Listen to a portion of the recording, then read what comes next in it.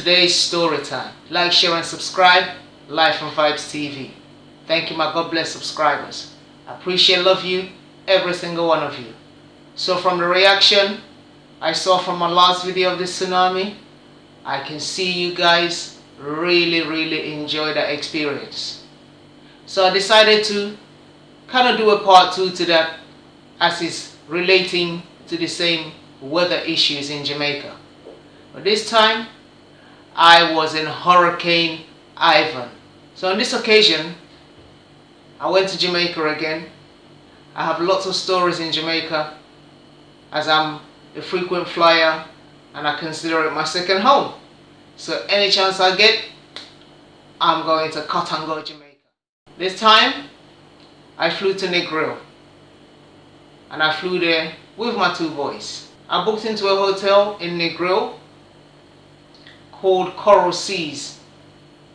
It's a nice complex with rooms as well as self-catering sections and a small beach.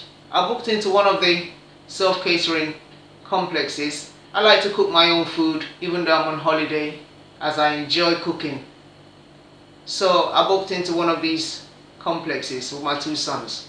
We, throughout the holidays for 2 weeks, well, for the first week we enjoyed Jamaica a lot.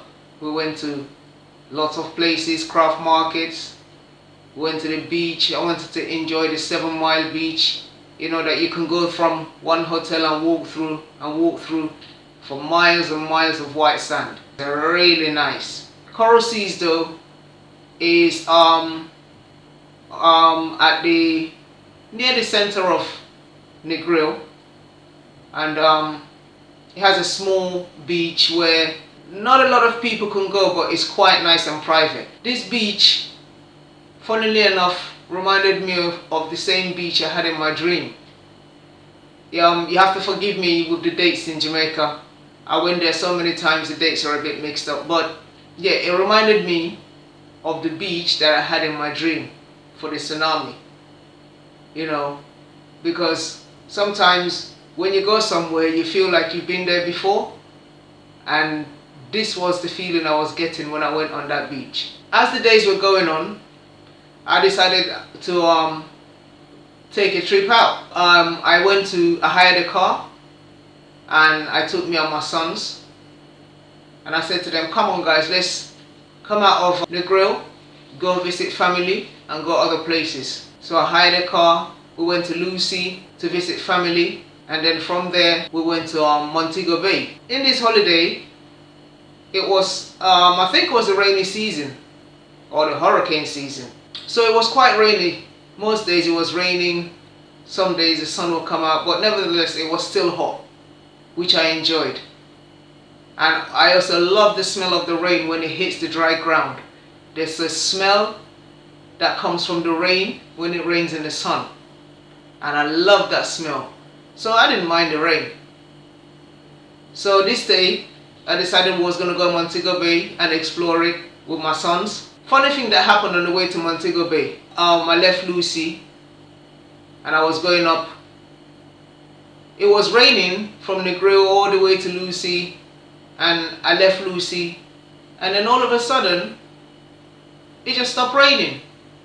Like, I actually had to stop the car and come out and look, because on the road it was like God took a ruler and just drew across the road, and one side it was still raining and the other side the sunshine started, and I could literally see the line on the floor, one half wet, one half dry. So I was so amazed. I was like, wow, like there was a sheet of glass. So I said to my sons, come, let's take a picture. I said, one stand on the sunny side and one stand on the side that's raining. So I took a picture of them. I like things like that, natural things. After that, we got back in the car and we went to Montego Bay. We went to a public beach just next to Margaritaville. You know, just before you get up to Margaritaville, there's some public beaches on the same side. So we went to one of those. And because I've been driving for like a while, I wanted to have a swim. or at least get a dip in the water, because I love the water and I love the beach. But because I was on my own, I said to the kids, I said, you guys just sit here while I just float for 5-10 minutes to relax myself, and then I will make you guys come in with me. But for now, you just sit on the beach and relax for a minute and stretch your legs. So they sat on the beach playing with their consoles, because I already had my swimming suit underneath. So I got changed, I just took off my clothes, and I can't swim and I must learn to swim. That's one of the things I must conquer. I must learn to swim. So I got changed, put on my back, and even that I can't really do good. So I said to myself, okay, the kids are here, just stay here. The water was like, not even like knee high, I would say knee high, at the edge of the beach, you know.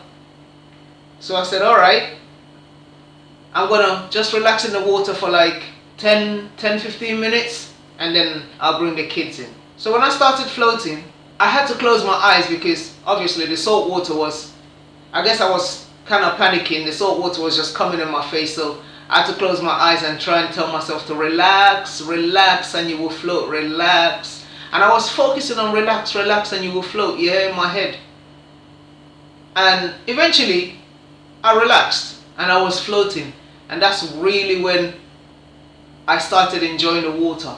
You know, when the water is in your ear, you can't hear anything. So my ears was, you know, in the water and my head was up.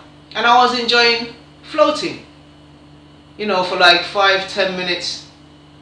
In my head, I was thinking I'm not far from the kids, because I couldn't see, I just closed my eyes. And then after about 10 minutes of floating, I said, let me get up and let the kids come in the water with me. Right? No. Worst mistake. When I tried to get up, the first thing I noticed was that there was no floor under my feet. Like, there was no sand, no floor. And you know, things happen very quick when you're like in a panic or something is going wrong. Things just happen quick. So when I stood up and there was no floor, I was asking myself, where's the floor? I'm sure where I got on, where I went in the water, there was sand. So I was saying, where's the floor? And then as I like stood up and looked ahead of me to see the kids, I said to myself, why are the kids so far away? Because they were far off in a distance, far. So I said, why are the kids so far away? And then as I'm asking myself that question, in a split second, I realized, no, it's not the kids that are far away. It's me that's far away. So I was like, huh? How did I get here? And before I could even, I just went down into the water.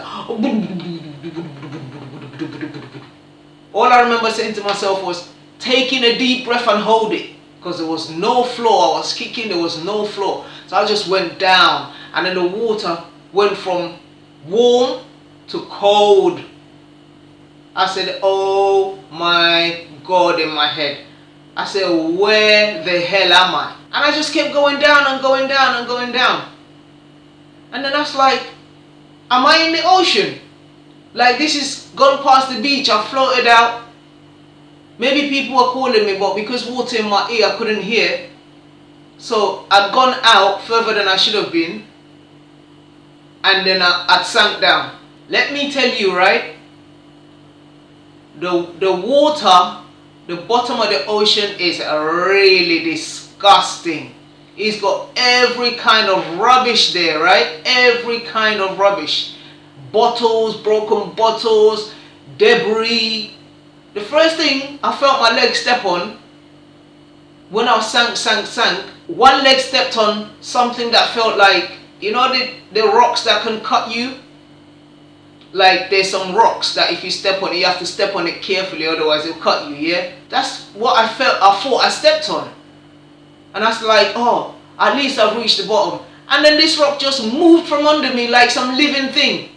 I was like, what the hell? Then I sank a bit more, but the rocks felt like shells, like clamps. I don't know. I'm just telling you what it felt like in my head. And then this whole thing just moved at once. So I'm like, was that rock not solid? It just crumbled or what? But it felt like shells. Some of it even cut me. I felt the cut. But it didn't really hurt because I don't know. Maybe the salt water was numbing my feet. When that moved, it's like I fell further and just landed on like bottles. You know, empty bottles? Yeah, bottles. So I started trying to walk. I said, Jesus God, I'm in the ocean. What the BBC? Yeah? And I was thinking, I'm done for. Like, I'm finished. But then I just remember saying, hold that breath. Do not breathe out. Now start walking. I was like walking at the bottom of the damn ocean, bro. Yeah? So as I'm walking, I could feel the waves pushing me this side, and I know I should be walking straight, but because the waves was pushing me this side, I said to myself, push against the wave, walk back this way, which is what I was doing. So I started walking and walking and walking, and I was praying like, Jesus God, what have I got myself into? My youth them is on the beach and I'm in the water. And what is? And I just prayed for God to help me. I just prayed in my mind. I said, please God, help me. And naturally, I should have tried to swim at that point, right? Because I'm already in the water. So I should have tried to, swim up. But I said to myself, if I try to swim, because I'm not a strong swimmer, the waves will just continue pushing me away from where I started off. So I just decided to use my feet instead and keep walking and keep walking. The bottom of the ocean is the most disgusting place I have ever felt. I swear to God. Yeah? We need to stop dumping rubbish in the ocean. Yeah, global warming, terrible. But anyway, I walked and I walked and I walked and I pushed to the left as the waves was pushing me to the right. I pushed. And every so often I just let out a little bubble like. But I was saying to myself, do not finish that one breath you took in, yeah? So I was holding my breath for, I don't know, it seemed like for eternity. Right? So, and I kept walking and kept walking and kept walking. My foot bottom was chopped up, like, no, my friend. So eventually I felt the sand. I felt it go from the debris to the sand. And I was like, okay, this is the sand. But I was still not up over my head. So I just kept digging my toes into the sand and digging my toes and pulling and pulling and pulling. And at the same time I was trying to, yeah, man. So soon after that, my head popped up out of the water, and I just remember taking the deepest breath I could ever take. At the same time, coughing, but I was still digging my toes in and trying to come up more as I was coughing and trying to breathe. So eventually, I came back up to the warm water, and when I looked here, God no, the worry on my kid's face, yeah, it said it all. Like they were worried, didn't it? Like they seen me go down, and they didn't see me come back up again. And by now, I saw people around them because they must have seen the same thing. And as I've come up, people have come to drag me out, like help me out. You understand? And they say, "You alright? You alright?" We say, my friend. And I just sat on the beach, coughed out my lungs, and then I thank God for that mercy, yeah? And then I looked at my kids, I was like, boys, there's no swimming today, yeah? No swimming, yeah? Come, let's go, let's go. No, I was shook. I said, no swimming, we have to go now, yeah? So they said, okay, mom. They said, you alright, mom? I said, yeah, I'm fine, let's go. I didn't want to worry them, yeah?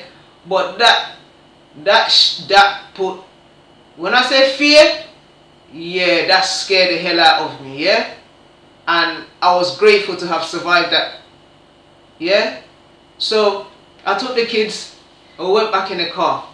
This day was like so surreal, it was unbelievable. First I saw the rain thing, yeah? And then I sank, yeah? And then on the way back, let me give you the joke. On the way back here, you know, I just wanted to get home. And it started raining too. Yeah, it went from sunny and we went back and it started raining. I don't know. The rain just started somewhere from sun to back into the rain. So I was driving. I went from driving on the dry ground into the wet road, yeah? So on the way back here, I wanted to get back quick because of, you know, what happened to me. I just wanted to get home and have a sit down, you know. So I was driving, and at one point on the highway, I was coming around the corner. Now, you can't see what's around the corner. So I'm just saying to myself, you know, take it easy because the road is wet and I can't really see until I go around that corner. As I went around that corner, yeah, I had to brake. I broke. When I went around, I had to just go, I want to look, I had to go to the left, go to the right. Because there was 6 black goats crossing over. 3 had already crossed onto the oncoming traffic, and 3 was still in my lane going. So there was nowhere to go, and I was trying not to kill the goats. But because the floor was wet, and I hit the brakes hard, it kind of locked the wheels and the car started skidding. And when I go to the left, it was going near the embankment. When I come to the right, it was going to hit the goats. And I'm just like, bro, this car needs to stop, you know, because I am not going down that embankment after surviving that swim. The bottom of the ocean. And it just stopped near the goat, but on the verge of the embankment. And when I look, it's like the goat didn't give a toss. They were just still crossing like everything was nice. Well, everything was nice for them. It was me. So the oncoming traffic had stopped as well to let them cross. So the driver came out because he saw the way I was skidding. He said, "Mummy, you alright? You alright? You good?" I said, yeah. I think so, you know. I just hit the brake hard so the car and he said, "Yeah, man, you have to be careful, you know, because the road well slippery." I said, "Yeah, thanks." And I was looking around while he was waiting for the goat, and on the side of the road, on the oncoming traffic side, there was like trees, but on one of the bark of the trees there was a bunch of onions hanging there. So I said to the driver that was waiting, I said, why are the onions hanging on the tree? And he said, "Oh, it looked like somebody else did crash and dead yesterday, you know." I said, "Oh, so this is a dangerous corner." Say, "Yeah, man." And by that time the goats had crossed, and he goes, "Anyway, later, yeah? Safe drive, yeah?" So I said, "Yeah, thanks." And then I just took my time and drove like half my speed and, you know, got back to Negril. Right? So that's 2 occasions in one day I could have lost my life. And the Most High saved me, yeah? Had mercy on me. God no. So then, we'd been there a week now, and like I said, it'd been raining on and off, on and off. But the second week now, the rain really got bad. Like one morning when we woke up, it rained so hard. Like my complex was like a first floor, but it rained so hard that when I looked across the hotel to the neighbor's yard, it was full of water. Like the kids were actually in the water, like it was up to their chest. So I said, what? It rained so much. And then the wind started coming. The wind, sometimes it blows so hard, and then they were giving hurricane warning, and people were locking up and, knocking wood on their windows and, everything to keep it from shattering and destroying in the hurricane. As this was happening, I noticed that the hotel staff, they were hardly there. Whilst in the first week, they were there every day and they would ask, come around, clean, serve food. But in the second week, they were hardly there. One day they would be there, but in the morning, by the afternoon, there was nobody around. We were due to fly at the Friday, so by Thursday, I said to the kids, let's go to the beach. Even after what happened, I still wanted to go to the beach. So I said to the kids, let's go to the beach one more time, because we're flying out tomorrow and blah blah, I want to have a last swim. Don't worry, I'm not going to float on my back. Because when I say swimming, they look to me like, Mom. I said, no, don't worry, I'm not going to float on my back. I'm just going to be at the edge with you guys. So we went to the beach, and around about 12 o'clock in the afternoon. So as I was in the beach, nice blue water, clear, like all of a sudden the water just got brown. And the brown came from a distance. So it looked like somebody went in there with a giant stick and just stirred up the mud. And then it was just coming. So I said to myself, what's going on? Why is the water turning brown? But something said to me, just come out. Let's come out and go back. So we came out and went back to the hotel. So after like 2 hours of this, the wind came. When I say the wind came, I have never seen wind like that. Things started flying. When you look, the sea got high, and when you stand and look, you could see far in the distance. Like I was saying, the trees had a haircut. Because it looked like somebody took a giant clip and just clipped off all their wood, and it was just barks left, yeah? So I was saying, oh my God, I'm supposed to fly out tomorrow. Am I not going to be able to fly? What's happening? So then, when you look, they said that Hurricane Ivan will reach Jamaica by tonight. So I was like, oh my God. So what I noticed was that the gas cooker in the hotel, now there was nobody in the grounds. Even the receptionist, everybody had gone home. The shops were locked, police station closed. Everybody, it was like Jamaica was like, it was like now. When there's lockdown? Yeah, and curfew, that's how Jamaica was. You couldn't go shop to buy anything. And the food was, I didn't really shop much because we was leaving, so we was just finishing off what we had. Right? So the hotel owners had cut and just gone to their houses, I suppose for safety. They can't be out in that. So when we looked, there was no food to be served to the tourists that was in the hotel. It became a thing where I said to myself, this is not a holiday anymore. This is survival of the fittest, every man for themselves. So then I noticed that in the morning, the hotel staff had come in. I don't know what they came in for, or the owners of the hotel. They came in their van, and they would turn on the gas and do something. But I realized that when they're not there, the gas is not on, and when they're there, the gas is on. So throughout the day, I would watch and see when they were coming. And then, and because they weren't serving food and I didn't do any shopping, the food kind of ran out. But I only had a couple more days there. So yeah, Hurricane Ivan smashed up the place. It smashed up the place. So before I left, what I would do was watch for the hotel staff. When they came, I realized the gas was on. I'd get the kids up, let them have a bath, and on the grounds of the hotel there was breadfruit tree. And you know, what I did was collect a couple of breadfruit that had fallen off from the wind. It was on the floor, so I just took up a couple of them. And when the hotel staff came and put the gas on, I would make sure I shower the kids and, you know, myself, and then I put the gas on and put the 2 breadfruits on there to roast. Right?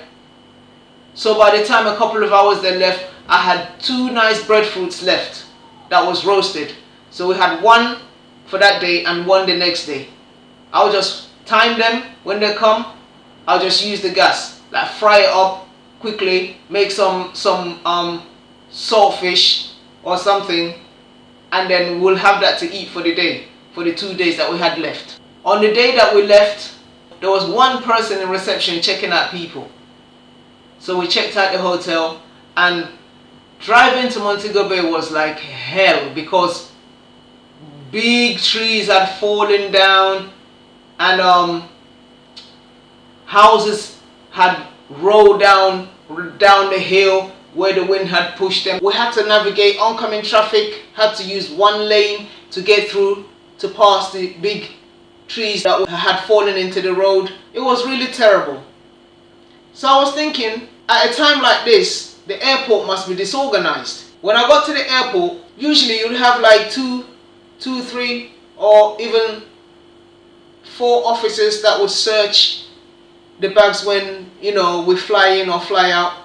And I was thinking, there can't be any flights. When we got there was no flights. They said that everybody had to be booked back on a different flight that was going maybe tomorrow if flights were happening. But in the meantime, they would book us into a hotel. And we got booked into a hotel called Sunset Beach in Montego Bay, like a block, but it's a hotel. Really nice. And we stayed there for the night, gathered ourselves, and the next morning we went back to the airport to get checked in. And in the confusion and chaos, like, the airport was more organized than I thought, and I give the airport staff 10 out of 10 because they had more officers doing the searching, more staff everywhere helping the people, you know. So I was really glad to see that. And we got checked in. Man, the officers dug out my luggage. When I say they dug out my luggage, they searched until they were satisfied, right? On that Friday, well, it was a Saturday now, we managed to board the plane and we managed to fly out back to England. But I just wanted to share that experience with you of Ivan and what I went through on that particular trip. Like the saying says, from June till October, no go. But I travel to Jamaica anytime because of my love for the island and the people. And Jamaican people are one of the most humble and loving people you'll ever meet on the face of the earth. Don't get it twisted. That's why I find myself going back there, back there, back there, back there. So I hope you enjoyed my story and experience of Hurricane Ivan and everything that happened in it. Let me know in the comment section if you've had anything similar ever happen to you. Life and Vibes TV. Like, share and subscribe. And thank you very much for your... I really appreciate every single one of you. Part of my family of Life and Vibes TV. Bless up.